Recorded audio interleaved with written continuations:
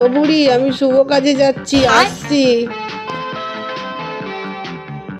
এই বুড়ো, কোথায় যাচ্ছ?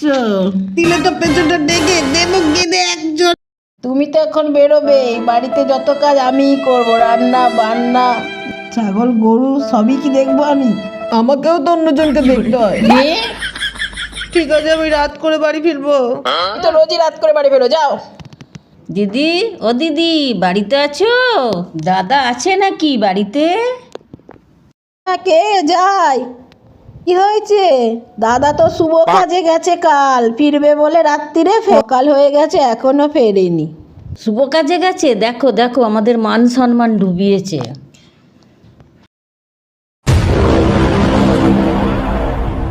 বাড়িতে স্ত্রী সন্তান রয়েছে, তবুও সমান্তরালভাবে প্রতিবেশী এক বিধবার সঙ্গে পরকীয়া চালিয়ে যাচ্ছিলেন ঘাটাল থানার যদুপুরের একজন বৃদ্ধকে অসংলগ্ন অবস্থায় দেখতে পেয়ে এলাকার মানুষ ক্ষিপ্ত হয়ে ওঠেন। অভিযোগ, তাদের ধরে একটি তার খুঁটিতে বেঁধে রেখে গণধোলাই দেওয়া হয়। ঘাটাল থানার পুলিশ খবর পেয়ে তাদের উদ্ধার করে থানায় তুলে আনে। স্থানীয়রা জানান, প্রায় ওই বিধবার বাড়িতে গিয়ে রাতের পর রাত কাটাতো। আমরা তককে তককে ছিলাম। ওই রাতে দুজনকে একই রুমের মধ্যে অসংলগ্ন অবস্থা ধরো তো, দেখছি। আয়রে কপাল, কি কি সব দেখতে হচ্ছে। আজকে আমি ওকে বউটি দিয়ে কেটেই ফেলবো। যাবে যেদিন শ্মশান ঘাটে বাঁশি